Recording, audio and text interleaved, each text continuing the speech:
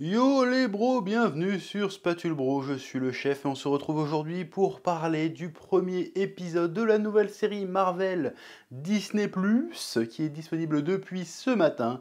Je parle bien sûr de She-Hulk, mais avant, comme d'habitude, instant promo, Arena tome 1, mon petit manga webtoon que j'ai scénarisé, dessiné par Clarity et publié chez les éditions Vega Dupuis, disponible dans toutes les librairies, commandable aussi sur internet, lien dans la description.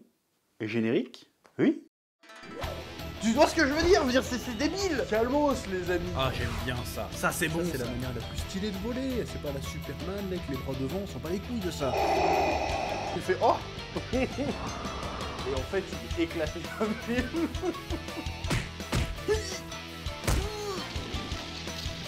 Je sais pas ce qui m'a pris là. Là, j'ai craqué. Bon, alors, ce premier épisode était attendu. Alors, j'étais pas hypé par la série, hein, tu as très bien vu mes dernières réactions aux dernières bandes annonces. Bon, personnellement, on va dire que le premier épisode est plutôt ok. En vrai, il est plutôt ok. Il est pas aussi malaisant que ce que je pensais qu'il serait. Voilà, alors après, on est clairement sur une série qui semble vouloir aller dans le domaine de la comédie, hein, parce que c'est comme ça qu'elle a été vendue. De toute façon, ça va être une comédie d'avocats sous fond de super-héros, j'ai envie de dire pourquoi pas. Bon, pour l'instant, on attend toujours l'humour, hein, j'ai pas lâché un sourire devant l'épisode, j'étais comme ça. Voilà, donc j'espère qu'on va quand même avoir des moments un peu marrants, parce que pour l'instant, c'était pas super marrant. C'est un épisode clairement un peu expéditif pour dire, bon alors, c'est qui She-Hulk, d'où elle vient? Voilà, c'est expliqué. Voilà, on te dit, ouais, elle a eu un accident de voiture avec Bruce Banner, elle a touché le sang de Bruce Banner, donc elle s'est transformée en She-Hulk. On a l'explication plus ou moins scientifique de pourquoi elle a réussi à se transformer en Hulk aussi alors qu'elle aurait dû crever empoisonnée par son sang. C'est parce qu'elle a une petite anomalie génétique comme lui, similaire, parce qu'ils sont de la même famille, donc c'est pas déconnant. Puis on découvre ses pouvoirs, on découvre que ses pouvoirs fonctionnent pas tout à fait comme ceux de son cousin, ce qui explique qu'elle peut se transformer plus ou moins à volonté, lorsqu'elle se transforme, elle garde sa personnalité. Donc elle n'a pas un schisme niveau personnalité, elle n'a pas de double personnalité, elle n'a pas d'alter ego comme c'était le cas avec Hulk. Voilà, après ils expliquent aussi pourquoi Hulk récupère son bras, c'est parce qu'il a pris son sang à elle, qui se l'a injecté et ça a permis de réparer son bras. Alors pourquoi, comment, je sais pas, mais on s'en fout, de toute façon c'est de l'explication scientifique à la Marvel, ça n'a très certainement aucun sens, ni aucune espèce de pertinence dans la réalité véritable, donc on s'en fout.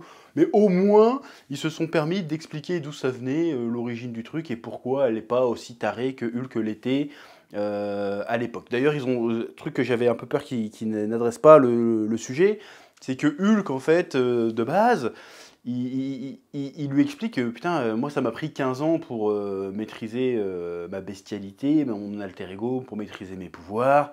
Ça va certainement te prendre un peu de temps à toi aussi. Bon, il s'avère que non, parce qu'on ne sait pas pourquoi. Alors à un moment donné, il balance une explication. J'espère que c'est juste pour dans le flow de la parole et que c'est pas la vraie explication, parce que sinon c'est un peu cringe. Je vais y revenir. Mais voilà, ils adressent quand même le fait que à la base, être un Hulk, c'est censé être un fardeau de ouf. C'est censé, tu prends le risque d'être perçu par un monstre par la société, tu dois maîtriser tes pouvoirs parce que sinon tu peux faire des catastrophes, si tu perds le contrôle, tu peux détruire une ville en 2-2. Voilà, un grand pouvoir implique des grandes responsabilités. Attention. Donc j'aime bien qu'ils ont adressé le sujet et qu'ils montrent qu'en fait que Hulk, il en a gros sur la patate. Or certes, il est content de voir sa cousine ne passera pas par les mêmes luttes, les mêmes problèmes que lui a priori, hein, parce qu'encore la série ne fait que commencer. Donc quelque part il est soulagé. Bon, il a un peu le seum parce que lui il a vraiment dû en chier pour en arriver là où il est. Mais voilà, donc ils ont vraiment adressé le problème de Hulk. Ça a été plus ou moins respectueux. J'avais peur qu'ils le montrent juste comme un espèce de loser qui sait rien faire et qui est juste jaloux. J'ai trouvé que c'était un peu plus subtil que ça, un peu plus expliqué que ça. Et puis surtout, elle n'arrive pas en mode je suis la meilleure. Enfin, elle essaye d'arriver en mode je suis la meilleure, puis il la calme assez vite, hein. J'avais peur dans l'abondance. L'abondance était un peu trompeuse à ce sujet. Voilà, là où elle est meilleure que lui, c'est peut-être soi-disant dans la gestion de la colère. Je vais y revenir parce que cette scène est un peu cringe, en vrai. Donc oui, le personnage de Hulk est plutôt respecté. Voilà, il a eu son passage. J'imagine qu'on va le revoir dans la série, hein, j'imagine. Mais il a eu son petit passage maître-élève. Il a essayé un peu de, comment dire, de l'accompagner vraiment avec énormément de bienveillance. L'autre, elle s'est comportée comme une connasse jusqu'au bout, ça aussi, hein, faut le dire. Bref, voilà, il y a le petit côté Karate Kid, le petit côté entraînement, c'était sympathique. Et puis, en fait, c'était juste vraiment pour expliquer d'où vient chez Hulk, c'est quoi ses pouvoirs. Et comme je disais, ils l'ont pas mis surcheaté en mode elle est plus forte que Hulk. Parce qu'en vrai, à un moment donné, ils se battent, elle se prend clairement une branlée. Voilà, j'ai dit, bon, ok, ils ont respecté le bordel. Ils ont pas été trop loin dans vas-y, elle est trop forte, you go girl, quoi. Ok, j'ai dit, ça passe. Bon, et malgré tout, bon là on l'avait tous senti venir avec les bandes annonces, hein, la série semblait être empreinte de féminisme plus ou moins militant. Bon, moi en fait, j'ai rien contre le principe, mais du moment que c'est fait avec nuance et subtilité, là ils ont pas énormément forcé le trait, mais il y a quand même 2-3 passages qui sont cringe de ouf. Mais notamment le passage où elle s'énerve contre Hulk parce qu'il lui dit ouais tu maîtrises pas ses émotions, elle fait hé, qu'est-ce que tu racontes? Moi je suis une femme, alors j'ai plus l'habitude de contrôler mes émotions que toi. Quand un mec me siffle dans la rue ou quand un collègue incompétent essaye de me mansplainer, alors qu'est-ce que tu vas faire? Je suis beaucoup plus habitué à gérer les situations stressantes que toi en fait, c'est pour ça que je maîtrise mieux. Là j'ai eu des frissons de cringe. J'ai dit mais meuf, tu parles à Hulk, le mec, ça fait 20 ans. Ça fait 20 ans, il est pourchassé par le gouvernement. Le gars, il a plus de life. Il détruit des villes sans faire exprès. Il a passé les 15 dernières années à se friter contre des extraterrestres. Il a été à l'autre bout de l'univers. Et toi, parce que y a un mec qui te siffle dans la rue, tu sais mieux gérer ta colère, tu sais mieux gérer le stress. Mais j'espère que c'est juste le personnage qui sort ça de son trou de balle, parce que si c'est la vraie explication, mais n'importe quoi. N'importe quoi. Le cringe est absolu. Je veux dire, vas-y, attends, je sauve le monde depuis 15 piges, c'est moins stressant que de se faire siffler dans la rue ou de se faire mansplainer au bureau. Non mais, j'espère vraiment que c'était pas sérieux. Parce que si c'était sérieux, putain, le malaise est puissant, le malaise est incroyable.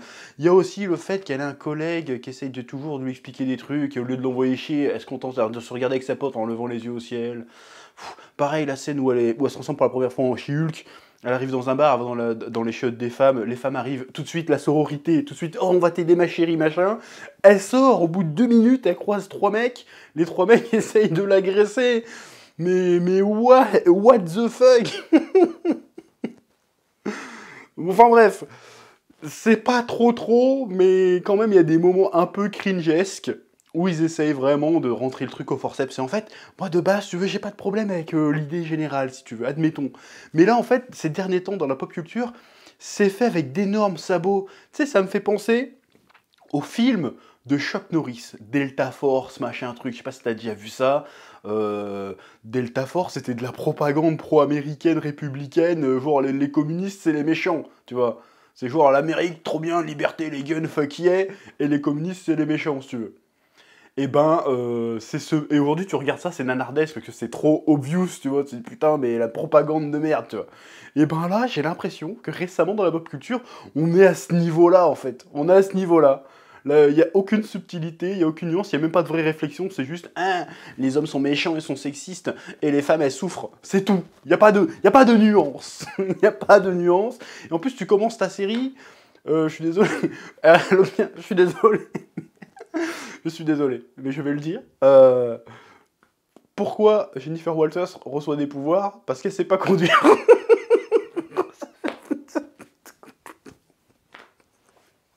Bref. Passons. Pareil, c'était quoi cette histoire de vaisseau spatial qui venait délivrer un message à Hulk? Est-ce que ça annonce un truc probable? Il a lâché l'info, Mark Ruffalo, enfin, vite fait, il a dit « Oh, moi je suis chaud pour faire un film World Hulk ». Je vois un peu du contexte de la série pour le coup.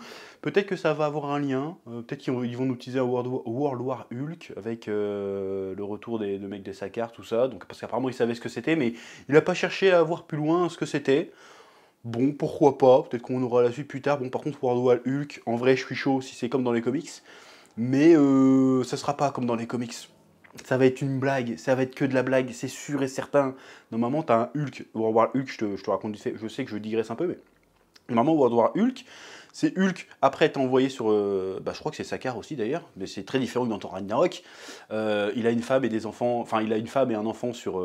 il est pas au courant qu'il a un gosse d'ailleurs, mais il a une femme sur la planète de Sakaar, et puis son vaisseau se fait exploser, et du coup il est malheureux, le Hulk, c'est pas Bruce Banner, c'est le Hulk, la vraie personnalité de Hulk. Et du coup, il revient sur Terre avec son armée, et il dit hey, je vais défoncer la Terre en fait, ça vous apprendra, c'est à cause de vous que j'ai souffert, je vais tous vous niquer. Et c'est trop bien parce qu'il affronte un à un tous les super-héros et il les défonce. Et à la fin, il perd contre Sentry, mais Sentry n'existe pas dans le MCU pour l'instant, donc on verra bien. Enfin, il perd. Match nul, on va dire. Bref, donc pour revenir à la série, ça va, tu sens que le ton est léger, tu sens que ça remplit les cases, le taf est fait, on a introduit Jennifer Walters, les effets spéciaux étaient pas aussi dégueulasses que dans les bandes annonces, j'ai l'impression. Et j'ai regardé l'épisode sur mon écran 4K OLED, donc a priori j'aurais vu si c'était moche, donc ça allait, ça allait. Après, il reste à voir ce que ça va devenir. Même le côté quatrième mur, en fait, il est pas incroyable. Alors il est discret, enfin il est discret, il y a deux, trois passages où il y a un quatrième mur, mais je sais pas, j'ai trouvé ça un peu cringe. Je sais pas pourquoi. Alors que quand tu regardes ça dans Malcolm, parce que finalement c'est le truc à la Malcolm, tu sais, c'est Malcolm, il est dans la situation, il regarde la caméra, il fait un commentaire et puis il revient. Là c'est un peu ça, c'est elle est en train de parler avec sa pote, fait attends 2 secondes, je reviens.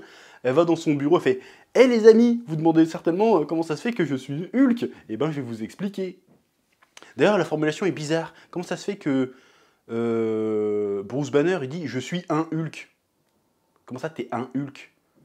T'es le Hulk. Il n'est pas censé avoir d'autres Hulk? Ah, quoi qu'il y a l'Abomination, on va dire. Allez, peut-être qu'ils pensent à l'Abomination. Qui est présent dans la série, on va voir comment ils vont souiller l'Abomination.